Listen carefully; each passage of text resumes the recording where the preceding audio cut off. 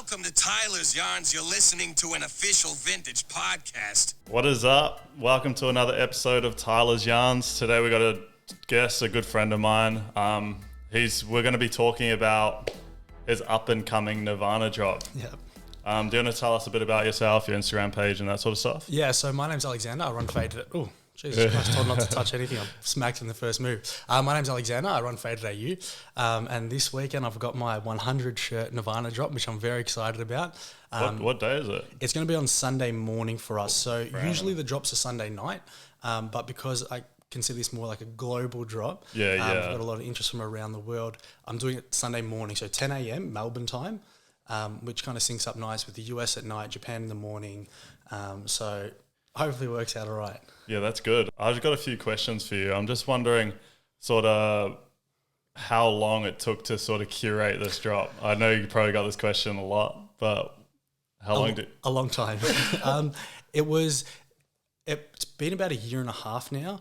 But the initial idea for 100 shirts was never 100 shirts. That was never the idea. So initially I picked up a few Nirvana shirts and I was like, wow, it'd be great to do them in a drop together. And initially I thought 15 shirts. And I remember telling I think you told me that. I probably did. You were like, oh yeah, I'm going to do a 15 shirt. But this was like a year or two ago. This is a long time ago. Yeah. And I thought in my head, because all of us know, like when I first got into vintage, Nirvana was kind of the shirts that I never thought I would attain. I would never own a heart-shaped box or an Inutero shirt. And then when I got my first one, it was so special. And I started buying them up again. And then it got to like 5 or 6. I was like, I could do 15 shirts in a drop. That'd be crazy. I'm like, I usually do 21, but 15 will be good. I don't even think anyone's done like sort of 15 Nirvana shirts in one drop ever. Yeah. Well, the only person that I know burnt out, obviously, he's a huge page, someone I really looked up to when I started my page and still do now. But when he did a Nirvana drop a couple of years ago, and I was like, wow, this is amazing. I think it was 20 shirts. Oh, yeah. And then Triple Threat Vintage about maybe 2 years ago now, actually, he did the biggest one I've ever seen, which was 30, because he did one every day. And his collection in general is crazy. Yeah. He always posts little snippets of what he's got. I think I've seen a few of them. Yeah. So 15 was the original idea. Got to 15, and then I was like... When did you get to 15? I want to say after probably 2 months maybe. Yeah. So it took a while to get there. Yeah. And so that'd probably be like whatever, like two a week or something like that. Yeah, I was, and a few of them came together, so that kind of helped me get there. But from 15 I got it and I was like, you know what? Maybe I'll do 25. Like that's a good number. Yeah. Got to there and then it kept pushing and just kept going and going. And I remember telling trying to flex on all these like US buys. It just didn't feel right because like, you'll know there's some shirts that you get that you don't want to sell. So I think that was part of the reason as to why the drop kept growing, because I had these shirts and I was like, I love them. I don't want to sell them. It's like, I'll just push it up. So I kept setting these goals that I never thought that I would get to in terms of the amount of shirts that I had. But then I got there. And I was like, well, what do I do now? Like, I have to sell them now, I guess. Yeah, what is it? I thought you posted up a few Australia tour ones. Yes. And I was like, how do you get rid of those? You know? Yeah, they were... See, it's funny. You got 3 long sleeves, eh? I got 2 long sleeves. So the Acme one, which for me is one of the craziest shirts in the drop. It's got the sleeve hits, which is... And on the Acme tag, like the Australian tags for me are amazing. Yeah. And then a top heavy one, which has no sleeve hits. So that's a really crisp one as well, which is really nice. Another Australian one? Yeah. And then the 2 Australian tour ones with the back detailing. Yeah. And I did just buy a 3rd one, but that's obviously not going to be in the drop. So I'll probably keep that one for myself. But I'm hoping that it gets in before the weekend so I can take a nice photo of just all 3 of them together. But the Australian ones for me are like, they're the pieces that make the drop. Because I think as collectors in Australia especially... Those were like, I had my eyes on those ones. I was like, it's like whenever I see the Acme tag, Australian variation, and with the Nevermind, it's one of, I know there's a Spanish version similar. It's got the album artwork and then just, I think Barcelona, Madrid on the back, that's it. But the Australian one, the fact that it was an official print, it's for me probably the best. Yeah, it's probably the best Nevermind in my opinion. And it's one of the rarest. And that was probably one of the last shirts. I think I only got that back in July. And then I found a second one a little bit after that. So when I kind of had that, I was like, this is really happening. Like, this is coming together. I kind of ticked off all the boxes that I wanted in terms of the shirts in the drop.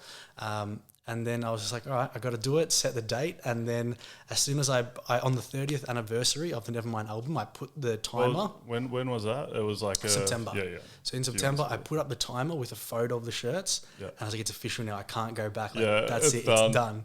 And I've just been working towards it ever since. Yeah, because I think you're talking to Hai or something about it. And like Hai told me and I was like, that's a crazy drop. Yeah.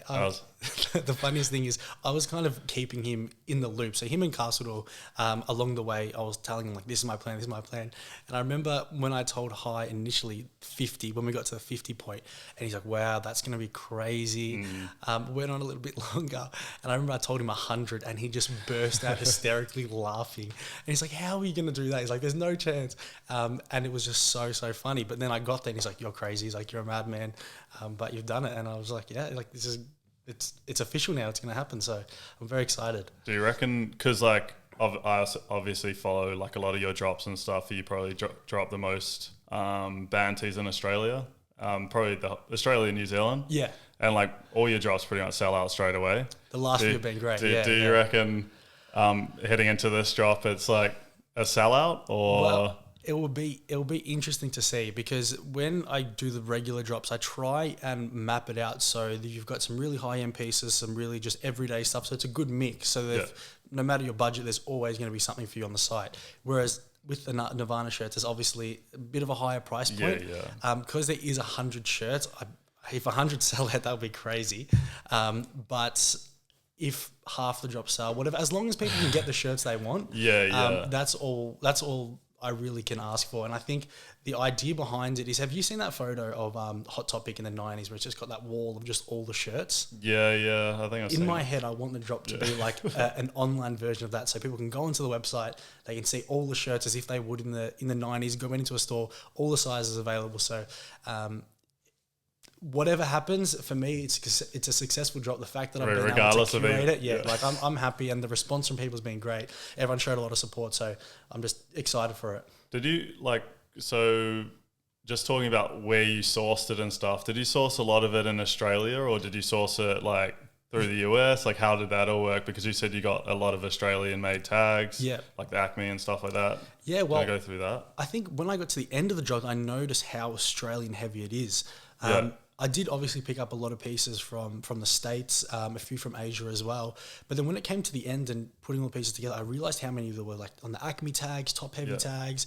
And then I would say probably 60 to 70% maybe came from Australia, which is a way higher percentage than I would have initially thought, because of the amount of shirts in the States and how much more accessible they are. I thought a higher percentage would have been from the States, but it worked out that a lot came from Australia, which is great. Like, I love the fact that some of the shirts that I have here would have been from local shows, like guys that went in Melbourne or from Queensland as well. So I was really happy that it's a very Australian focused drop as well. What sort of like tags are you looking out for when you're like looking, say, for American, I don't know, North American tags or whatever for like the tours? Yeah, well, for the US ones, the giant tag obviously is I think this one's one of the giant. best. Yeah, I think it tempts me with that one. The giant for me is just the best of the best. With Australian ones, Acme and Top Heavy are the two that you predominantly see. But then also, depending on the years, you'll see a lot of the Anvil, like the Red Bar Anvil tags. I can't even think now. I've got a Canadian Backstage Pass one that's on one of their first tags. There's a Nevermind graphic, and it has the old, I think it's like a Sogo tag, which is like a one size fits all. It's a really, really early one. And then obviously with the Euro, you got like the generic, no name Euro tag.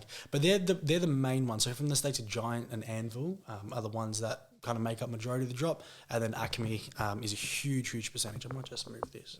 Do you know much about the Acme and Top Heavy tags? Do you want to go through do you know a bunch of knowledge about that? A little bit. In Australia, most of the shirts I find, especially for Nirvana, were through Acme. I think throughout the 90s they were kind of the bigger brand. I think throughout the early 90s when Nirvana were very prominent. And most band tees as well in Australia. A lot of the Australian ones you'll find Acme to be the biggest. I don't know too much about the brand. There's an amazing guy, I don't know if you've seen it, that Castledore did. He did all the different tags. That was crazy. And he did the Top Heavy tag guide as well. Yeah, he did both of those. And that was great to see all the different, because a lot of the shirts came out on different variations of the tag. So a lot of the time people have a Nevermind shirt, for example, and it's licensed 91, but then it's on the Acme 93 tag. Yeah. So they just assume straight away, oh, it's a 90, because people always go to the licensing, which is fair enough, because that's usually the biggest giveaway.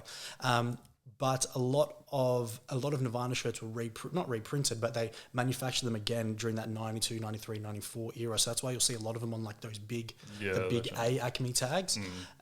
So a lot of the Australian ones are from that. But yeah, that's, for me, I never liked Acme at the start, but it's grown on me since, like, collecting. They're the best for me now. How's the fit like of the tee for Acme? Good.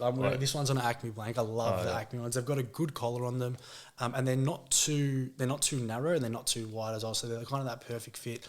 The top heavy ones are really good structure wise.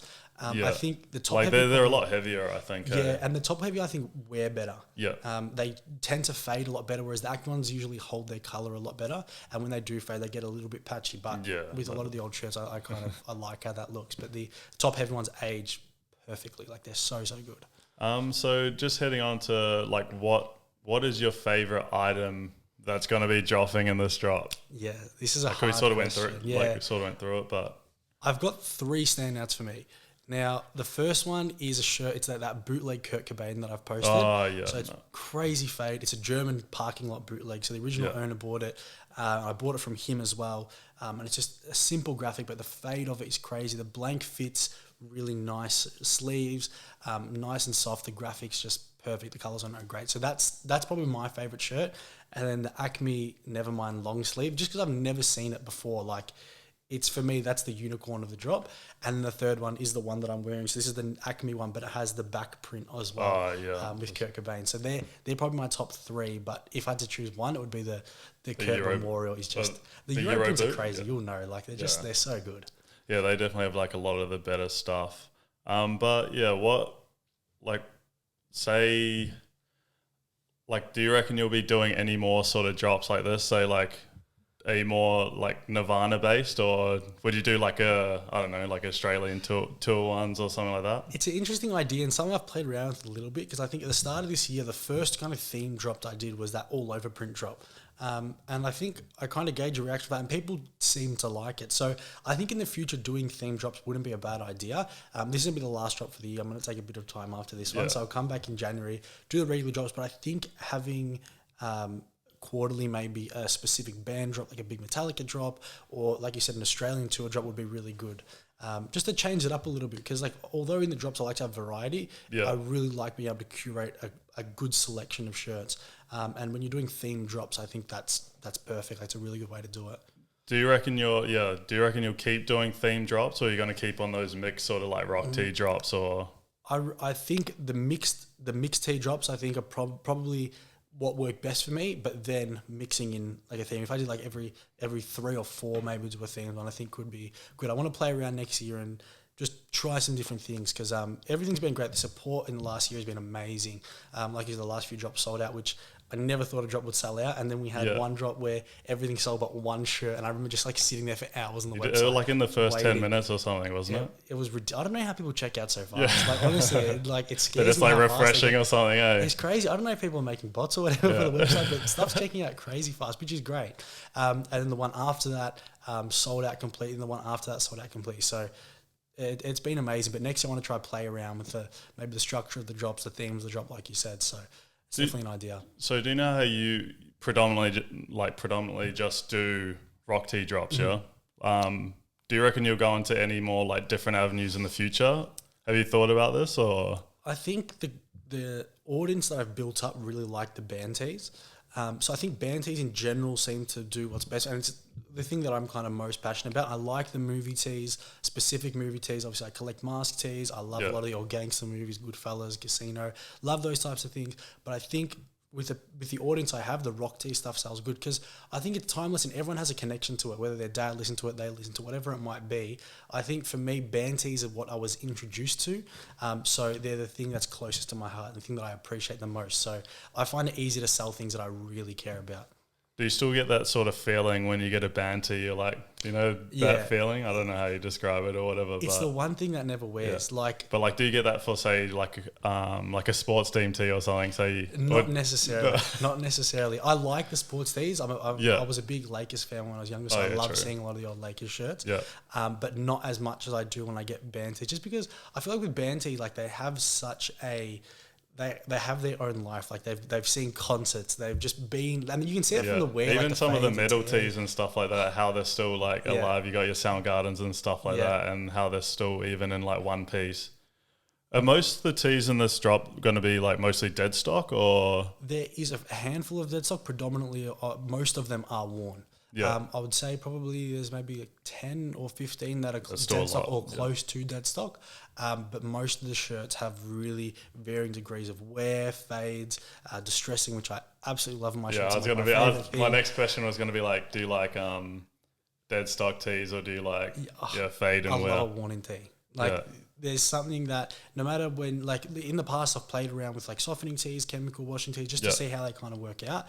But you cannot recreate the 90s tees that have gone to hundreds of different gigs. Like there's just something around they feel good, they drape, the distressing's perfect, the fading, like you can't recreate things like that. So for me, I definitely much prefer well-loved worn-in tees. Is everything all sorted for the drop, coming into the drop? As we were talking about before, but maybe I should want to tell everyone. Close to. So what your sort of process is like to get ready for a drop like this, you know? So with 100 shirts, I think my process changed a little bit. Yeah. Usually I will focus on getting the Instagram feed done, so doing all the photos. Then I start listing the shirts, measuring the shirts, pricing the shirts. So then once it comes a week before the drop, I've got everything done. And if any last minute changes need to be made or anything, I have all the information for people to give them measurements, prices, whatever. With this drop, it was just such a large volume of shirts. It's pretty much 5 of my drops combined into one. How long did it take you to measure it all? My girlfriend helped me so much. Like I've got to say a huge thank you to her. We had this good system where I would be down measuring the shirts. I'd be pretty much giving her the description and she'd just be typing away. Like the people in court had their typing. It was pretty much like that. So I'd be like 23, 30, single stitch, this, and she was doing all of it. So did you change the description for all the tees or like? Yes. So look, I usually go into with 21 shirts. I usually do a really big description about the shirts, everything. This time I only focused on the flaws of the shirt, so people know the condition. Because for me, that's the most important part. So it's got the measurements, and then it says single stitched. This is where the flaws are, but the kind of condition. Whereas I used to kind of give a bit of a backstory, saying like from the 1993 to that's what we said at the start. Yeah, and like I love doing that, and I will go back to that, but it's so time consuming, and to do it for so many shirts, would have taken me a long time. And I only really started working on the drop when I finished the last one, which was probably about a month and a half ago. So But how many Nirvana tees did you have then? Well, I pretty much had I think I had like 95 at that point. So I was able to get most of the photos and everything ready. But yeah, everything's done now. IG feed, uploading everything. The only thing now is the pricing. And that's the most time consuming. The hardest, because look, with pricing, the way I usually do it is I see what the shirts are selling for and put them at that price. I understand like people charging the premium stuff, and that's fine, but I want to put them at prices where people can actually attain them. I don't want people to have to bend over backwards for the prices. So I always try and make the prices as fair as to what I see market being. Sometimes I might go under, sometimes I might go over, whatever it might be, but I always try to put it at that price that it's selling at for market rate, because then I know people are happy to pay that. And I think that's just the easiest, where people can get a good deal. They don't have to stress, as long as they're there when the drop happens and they're ready. I just try and make it as easy and accessible for everyone. But obviously with the Nirvana tees, they're quite expensive. So I'm putting a lot of effort into making the prices the best I can. Yeah, like going into that, like finding tees like online, say you couldn't find like say your Euro bootleg that you had yet, like how would you price something like that? Like, is that going off your like nostalgia, or is it like, because you couldn't probably find something like that online. Like it's very unlikely. Those pieces are hard because, especially ones you really like I'm really attached to that. So you've got to try to take away the bias from it as well. Because if it was up to me, I'd put it for like 15 grand, like just like so no one comes anywhere near it. That's like me and like surf tees. I'm like, and they're only worth like $65, and I'll be like, no, it's like 150. But they mean so much more to you, so you don't want to get rid of them. And it's like, well, if I put them high and someone buys them, they buy them. But they're the tees that I'm struggling with, because I'm like, this is what I think it's worth. But I've had a lot of help from a lot of the people in the scene. Triple Threat Vintage over in the UK, Burnt Out, NL Vintage. A lot of people that have really helped me. Vintage Hubeck as well. So shout out to all of them. I'll say, this is what I think. What do you guys think? Am I too high? Am I too low? They'll give me their opinion.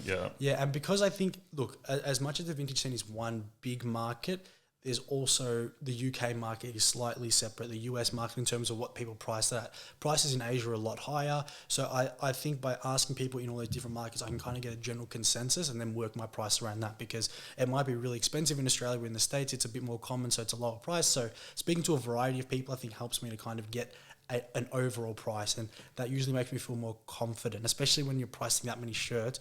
You get lost in it halfway through, so it's good to have other people to talk to about especially like rarities like that. I reckon, like, I still ask a lot of people, like, what do you reckon this is worth, or 100%. You know what I mean? But like, we all bounce off each other in the vintage 100%. Scene, so it's like, especially when it's like a rare tee and you can't even find it online, you know what I mean? Yeah, and it's not like these shirts are rare and they're one of a kind, so the wear, fade, size, all that kind of stuff plays into how you price the t-shirt, I guess. So, so like an XL might be more pricier than a large, you know? Right. And as much as we do this every day and I think I know a lot about it, there's still so many things that I don't see, because you can only see so much in a single day, you know? So I might miss shirts going up, I might miss them dropping. So to be able to talk to people gives that general idea, and I think covers all the bases, because as much as we love this and we do it every day, it's hard to keep. It's such a big market. There's so many people doing it. You can't keep on top of everything. Always so much to learn as well.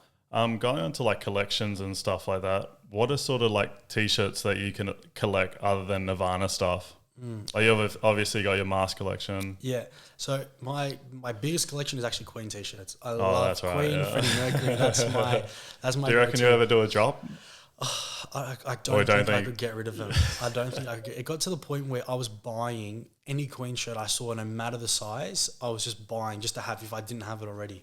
And there's some shirts I've got 3 or 4 of them, just because I really love the Queen and Freddie Mercury tees. So I want to do a drop. I've had the idea of doing it, but then it gets to the point of like sorting them, and I'm like, I can't let these go. Like, they just mean too much to me. And a lot of those European bootlegs, like, you see them once and that's it. So I've had to jump fast on a lot of like the old parking lot bootlegs. A lot of the old prints, to find them in a big size as well is hard. So that's like the collection I'm somewhat most proud of, because it's got such a variety. Obviously Nirvana tees. I really love my Mask movie tees. And then I like the Bulls rap tees. I've started collecting those a little bit. Elton John tees, I do love those as well. And they're heavily underpriced, which I'm very happy about. So I can keep picking them up. Yeah. Probably because he's like still alive and stuff, still kicking and stuff, most likely. He's been touring for years. So there's all these shirts. He's like, all of his tours seem to be global tours where he did 100 shows in every country. So there's such a big supply of those Elton tees. My favourite one of the Alden one is the Versace sponsored one. I reckon that's probably the best one. Yeah, that's a great. So from the one album, it just has the graphic, perfect, Versace inspired, good back hit as well. And they're always printed on like the gem blanks, which I really like as well. But that's a good shirt. That's a good pick. All those tour ones are really good. Yeah. Anything else that you collect, or? I'm just trying to. There's so many. How many Queen shirts? How many Queen shirts have you? I'd have over 100 at this point. I'd say probably like maybe 120. But a lot of those are individual prints. So with the Nirvana drop, there's 100 shirts, but then I've got like 3 heart-shaped boxes, and there's 6 in Uteros. So there is a lot. There's a huge variety of different shirts, but there is some double, triples up, just to give people that option in terms of sizing. But with the Queen stuff, because I didn't care about size, I was just like, I just need a small or a medium, whatever. Or like So I've got just this box of just shirts that are like won't even cover my belly button. But I just like them. Just the fact that they existed in a time that I wasn't alive. They were at shows that I wish I could have gone to, and the graphics on some of the old bootleg Queen shirts are just crazy. But I can't think of what else there's a lot of little collections. I want to start collecting a lot of the old, like I said, the Mafia movies, like the early 90s, Goodfellas, Casino, but they're so expensive. Yes. They're just like crazy expensive that I can't afford it. Maybe after the Nevada drop, maybe. But yeah, I think they're the main ones. Yeah, that's good. What was I going to say? And mosquito heads. Oh, mosquitoes. Have you got any mosquito heads? I've got 2. So it's not really a collection, but I want a collection. But again, very expensive. How much did you pay for them, and where did you get them from? Well, the first one I bought is, I don't know if you've seen, but it's an Adam Family's mosquito head, which is like, it's one of the rare. Was that the grey one? Yeah, it's grey and it's got a crazy like blood splatter kind of over the graphic, which I absolutely love. So that was the first one. I actually bought that on Depop for I think like $200. I bought that in Australia or in Australia, yeah. And I bought a ton of shirts off him, and he had this mosquito head. And that was a time when people didn't really care that much about mosquito heads. They were still pretty hot. Not hyped, but there was a period where they were really, really sought after, and they kind of died down, and then it picked back up again. So it was in that kind of low period. And I love that shirt. It doesn't fit me, but it's a beautiful shirt. It's so perfect. And then I also have a Marlon Brando mosquito head, which is like, it's got a crazy pink graphic. And it's got him on a motorcycle on the front, which is a really good one. Again, doesn't fit me though. What do you reckon about all like the bootlegging and stuff of those ones now coming through? Yeah, Are you seeing all of them?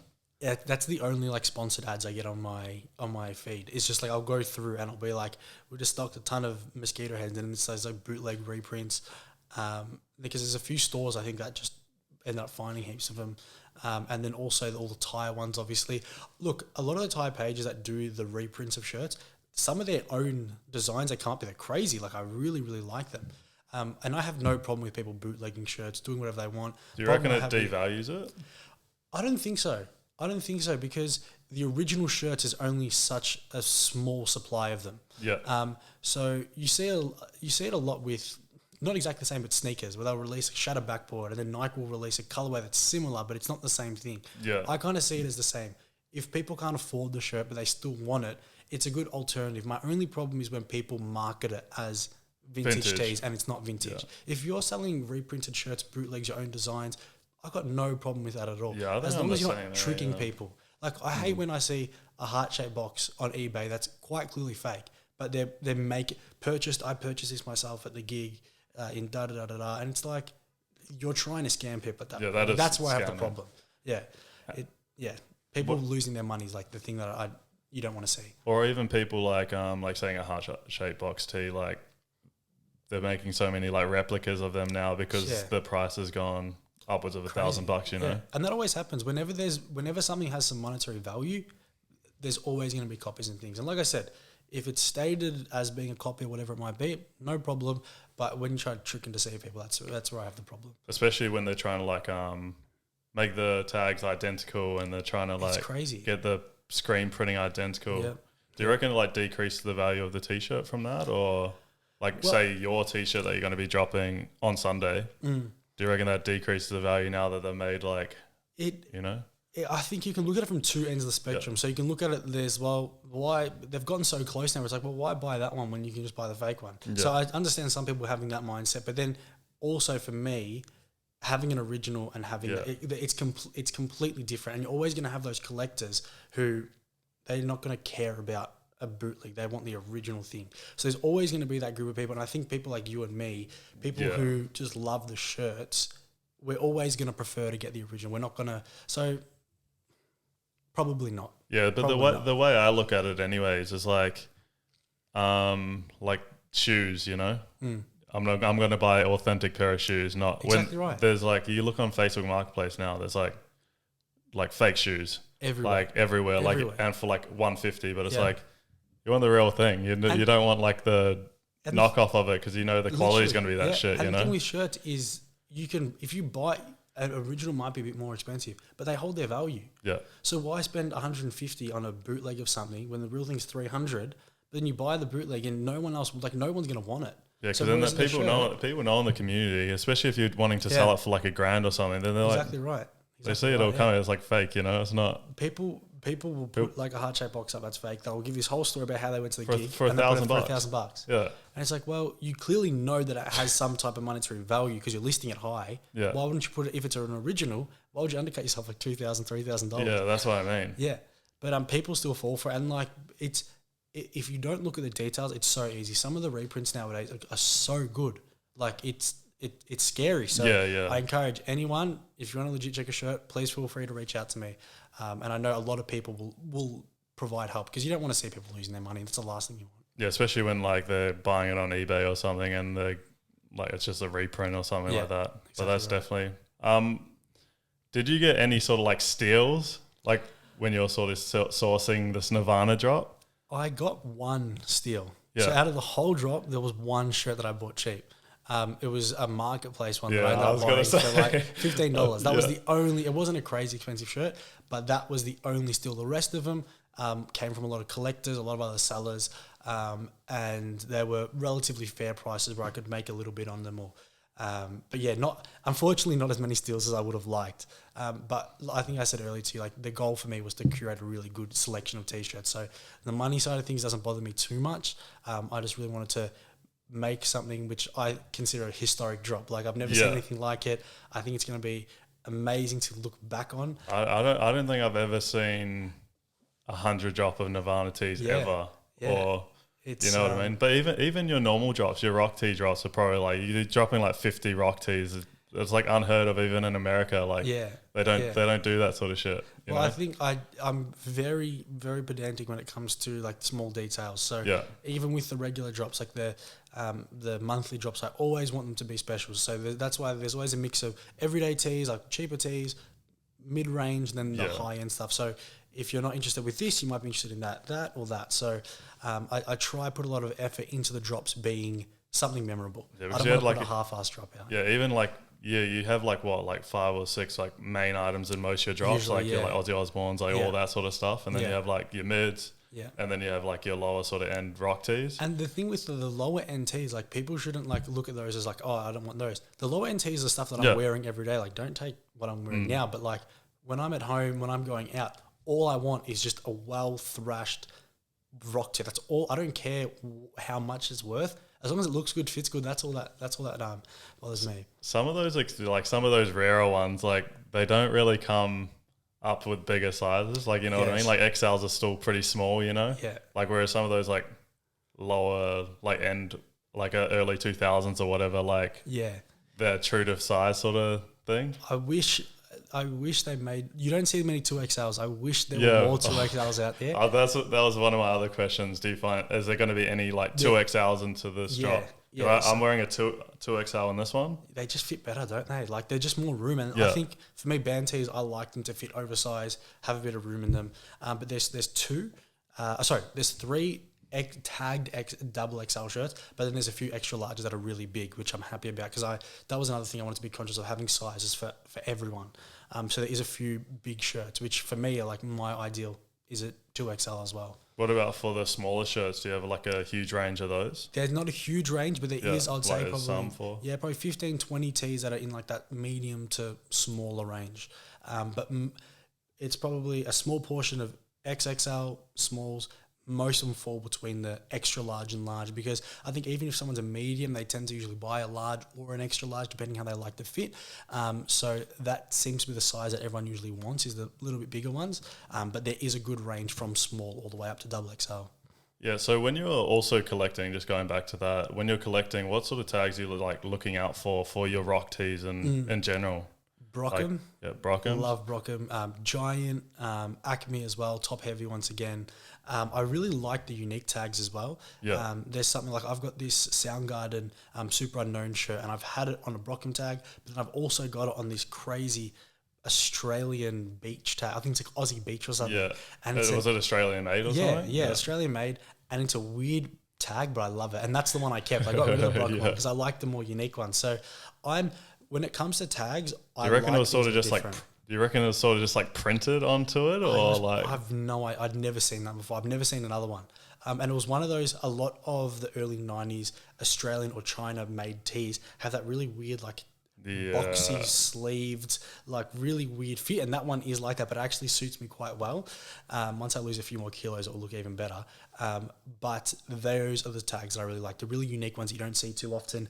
But in terms of resale value, a lot of the times those tags that we spoke about, Brockham, Giant, they're the ones people I think usually look out for. But it really depends on your preference. I like the more unique ones. Yeah. But then again, the classics are the Brockhams, Giant. Whatever. But even with like the Brockhams and Giant and stuff, it's like you still can't find double XLs in them, you know? Never. Yeah, never. I think I've come across one Bon Jovi one, I think. On a Brockham as well? On a Brockham, yeah. See, probably the same thing, Yeah, they don't pop up. I don't know if they just didn't make them, or people that were 2XL never wanted to sell their shirts. I don't know what it is. But they just don't come up, which is unfortunate. Yeah, because I would be like jumping on a lot of them. Like 100%. Maybe we'll just to wrap it up. Just maybe go through your drop. Tell us the date. Tell us your Instagram. Yep. Go through all that stuff. So it's going to be this Sunday. So in Australia, 10 a.m. Australian Eastern Daylight Saving Time. I always forget now. So Melbourne time, and that works out nighttime in the States, morning in Japan. But my Instagram's faded.au. There's an ebook now on our website that you guys can check out. It's got the whole selection of all the shirts with a few more detailed shots so you can see what's actually going to be dropping. And yeah, that's it. In the morning, be on the website. First come, first serve, PayPal, card, Afterpay, whatever you want to check out with. Just make sure you keep some of your money from the Black Friday sales for the drop. But I'm very excited for it. And like I said, it's been a year and a half in the making, so I'm so excited to share it with everyone. Like I said, the pricing's still to do, so I'm still a little bit stressed about that. But I know once that's it's done, probably going it's to take the longest, I reckon. Yeah, don't remind me, please. That's just that I'm not looking forward to that. It's going to be a few hours every night, but hopefully I'll get there. But no, thank you for having me on. It was been great to sit down with you. I've watched the last few episodes and I've kind of been jealous. I'm like, I want to get on soon. So it's kind of worked at the perfect time. So I appreciate you having me on. Hopefully all the followers get on. All my followers anyways, get on for this drop. I need all your followers, man. That'd be great. It's going to be an exciting drop. Thanks for everything, man. Done. Thank you very much. I appreciate it, mate. Take care. Easy.